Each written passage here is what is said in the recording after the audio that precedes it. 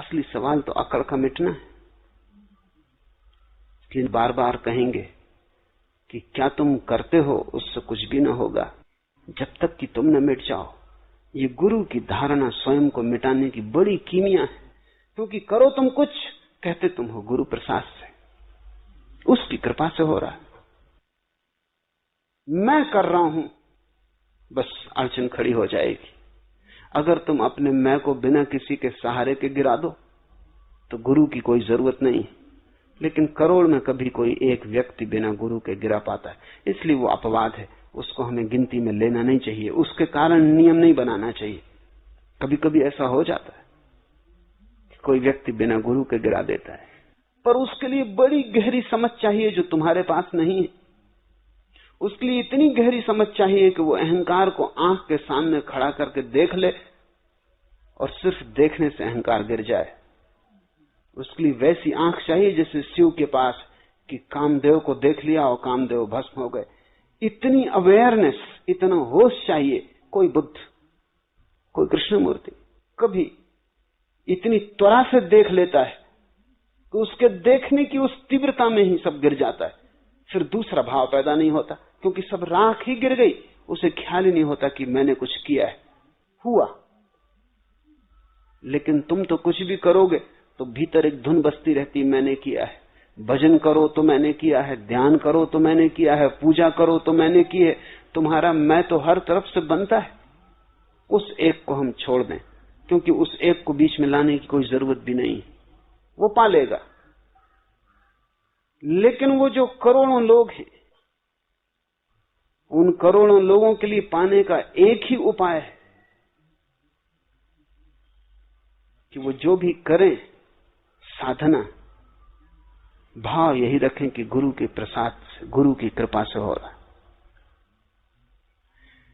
भारत में बड़ी पुरानी लोकोक्ति है कि जब सतयुग था तब गुरु की इतनी जरूरत न थी, लेकिन कलयुग में गुरु की बड़ी जरूरत होगी। क्या कारण? हिंदू किस हिसाब से बांटते हैं संसार को? सतयुग वे कहते हैं उस समय को जब लोग बड़े सचेत थे, बड़े सावधान थे, और कलयुग कहते हैं उस युग को जब लोग बड़े सोए हुए हैं, मूर्छित। इसलिए बुद्ध का या महावीर का धर्म उतने काम का नहीं है आज जितना नानक का धर्म। नानक का धर्म नवीनतम धर्म है, हालांकि उसको भी 500 साल हो गए, वो भी काफी पुराना हो गया, और नया चाहिए। क्योंकि बुद्ध और महावीर जिनसे बात कर रहे थे वे हमसे ज्यादा सचेत लोग थे, वे हमसे ज्यादा प्रबुद्ध लोग थे, वे हमसे ज्यादा सरल लोग थे। फिर कृष्ण जिनसे बात कर रहे थे वे और भी सरल लोग थे। जैसे हम पीछे जाते हैं वैसे सरलता है। जैसे एक आदमी अपने पीछे जाए तो बचपन में सरल होता है, जवानी में थोड़ा कठिन हो जाता, बुढ़ापे में तो बिल्कुल जटिल हो जाता। बूढ़े आदमी से तो पार पाना ही मुश्किल है। उसे कुछ भी पता नहीं, लेकिन वो समझता है सब मुझे पता है। जिंदगी की टक्करें खाई हैं, इधर उधर गिरा है, कहता अनुभव बहुत है।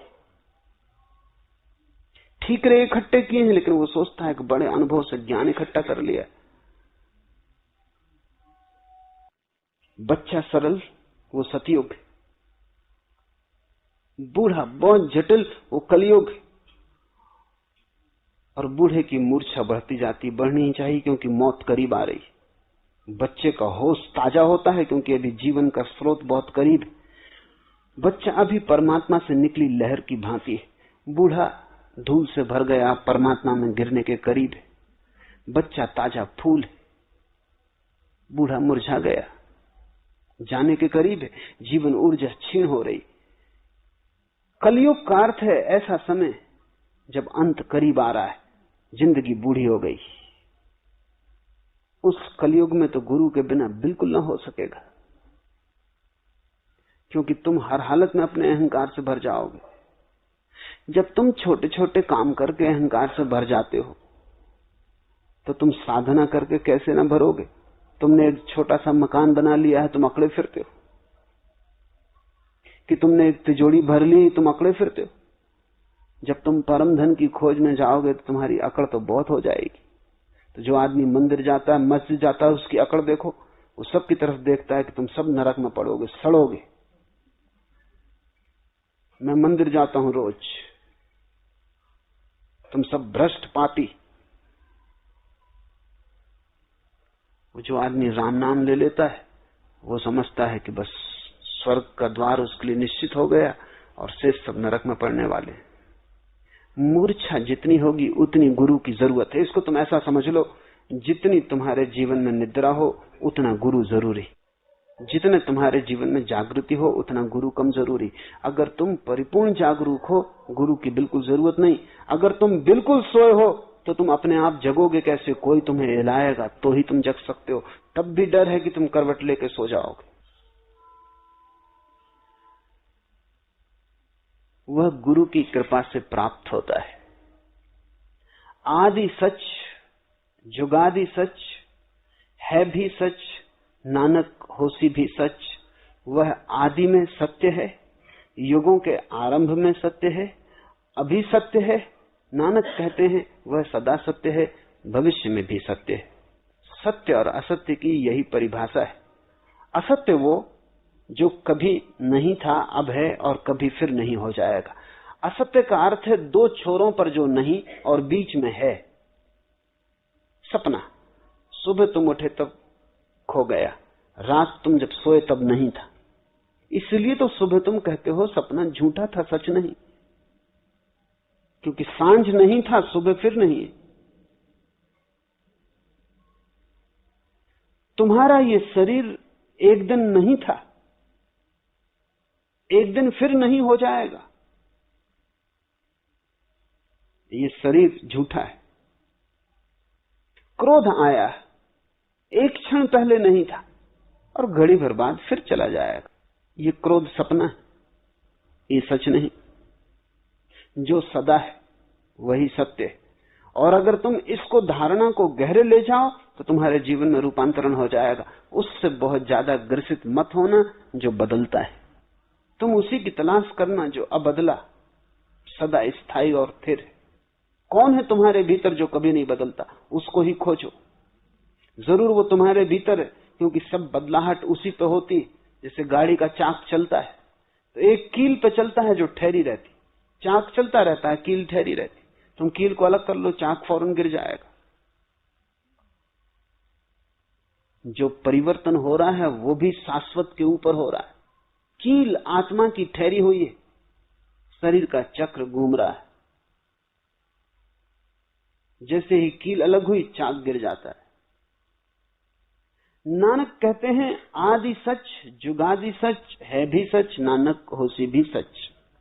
वही सत्य है, वही एक, क्योंकि वो पहले भी था, अभी भी है, कल भी होगा, सदा रहेगा। और शेष सब सपना है।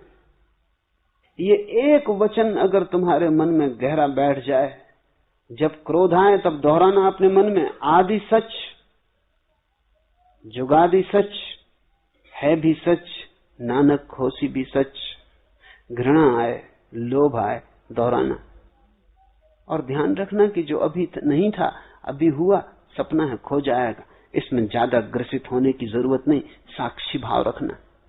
धीरे धीरे तुम पाओगे कि व्यर्थ अपने आप गिरने लगा, क्योंकि तुम्हारे उससे संबंध टूट गए और सार्थक का जन्म होने लगा, शाश्वत उठने लगा, संसार खोने लगा।